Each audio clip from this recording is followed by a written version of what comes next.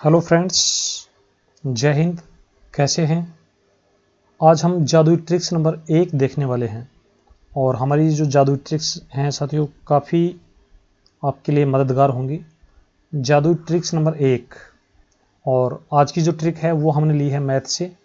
तो देखते हैं कि जादुई ट्रिक्स जो है वो, और साथियों ट्रिक आपको अच्छी लगे तो शेयर ज़रूर कर देना। ये आपको इतना सा काम करना है और चैनल को यदि सब्सक्राइब नहीं किया तो सब्सक्राइब भी कर लेना, क्योंकि इसी प्रकार की जादुई ट्रिक्स आपको समय समय पर यहाँ पर मिलती रहेंगी। तो चलिए देखते हैं आज की जो ट्रिक है वो क्या है। यहाँ पर आपके सामने उचित भिन्न अनुचित भिन्न ये दो कंसेप्ट आपके सामने लिखे हुए हैं। वैसे यदि हम बात करें भिन्न क्या होती है, और ये तो पूरा फिर कंसेप्ट के साथ कभी आपको बताएंगे। भिन्न क्या होती है साथियों, समूह में से उसका कोई अंश दर्शाना भिन्न कहलाती है। और भिन्न में जैसे हम लिखें a बटा b, तो a होता है इसका अंश और b होता है साथियों इसका हर। जैसे यहाँ पर बात करें तो 3 यहाँ पर अंश है और 2 जो है साथियों यहाँ पर हर है। अब आपने देखा होगा कि एक उचित भिन्न होती है, एक अनुचित भिन्न होती है, और जब हम इनको याद करते हैं तो काफ़ी कंफ्यूज रहते हैं। हमारे बहुत सारे जो साथी हैं इनको याद करते हैं, लेकिन याद करते करते फिर भूल जाते हैं कि ये जो चीज़ें हैं इनको कैसे याद रखा जाए। जिस भिन्न का अंश छोटा होता है, हर बड़ा होता है, उसे उचित भिन्न कहते हैं, अनुचित भिन्न कहते हैं। इस प्रकार से याद करते हैं, लेकिन फिर क्या करते हैं, भूल जाते हैं। तो आज हम आपको एक ऐसी ट्रिक बताने वाले हैं जिसके माध्यम से आप उचित भिन्न और अनुचित भिन्न को कभी भूलेंगे नहीं, हमेशा याद रहेगी। तो चलिए एक छोटा सा सेशन है। उचित का मतलब होता है साथियों सही, यानी जो उचित हो, प्रॉपर हो, इसको प्रॉपर फ्रैक्शन कहते हैं। और ये इम्प्रॉपर होती है, अनुचित होती है जो सही नहीं हो। चलिए साथियों एक छोटा सा दृष्टांत यहाँ पर लेते हैं। जैसे ये कोई व्यक्ति है, आप बता देना, बस आप ही बता देंगे खुद ही कि कौन सी उचित है कौन सी अनुचित है। ये कोई व्यक्ति है और ये इसका कंधा है, इसके कंधे पर हम यहाँ पर एक छोटा सा बच्चा बिठा दें तो बताइए कोई दिक्कत है?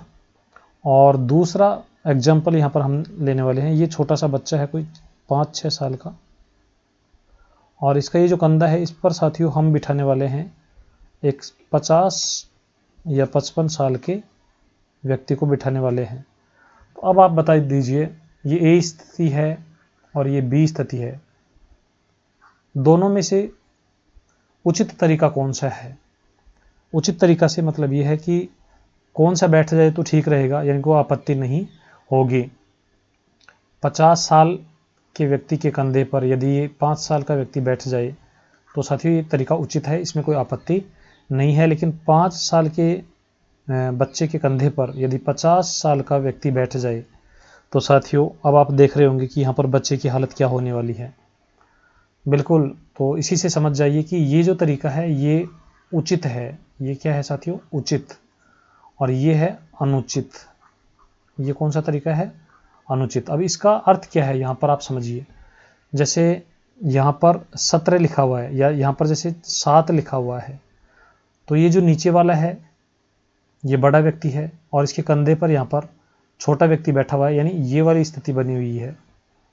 तो ये वाला जो स्थिति हमारे सामने आएगी जिसमें अंश छोटा होगा, हर बड़ा होगा, यानी 7 के ऊपर यदि 4 बैठ जाए तो कोई दिक्कत नहीं होगी। लेकिन साथियों यदि 17 के ऊपर 27 बैठ जाए तो फिर साथियों इसका तो चकनाचूर हो जाएगा। इसी प्रकार से जैसे 3 है, ये यदि 2 के ऊपर बैठ जाए तो यानी छोटे के ऊपर कौन बैठ गया? बड़ा। तो ये वाली जो स्थिति है साथियों अनुचित हो कहलाएगी। तो अब आप समझ गए होंगे कि जिस भिन्न में अंश छोटा हो, हर बड़ा हो, उसे हम उचित भिन्न कहते हैं।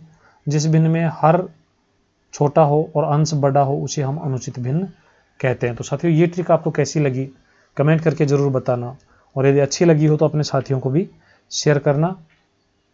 चैनल को सब्सक्राइब नहीं किया हो तो सब्सक्राइब करना और बेल आइकन को प्रेस कर लेना, ताकि आने वाले जो इसी प्रकार के वीडियोज़ हैं उनके नोटिफिकेशन भी आप तक पहुँचते रहें। चलिए मिलते हैं एक नए सेशन के साथ, तब तक के लिए आप पढ़ते रहिए, मस्त रहिए। जय हिंद, जय भारत।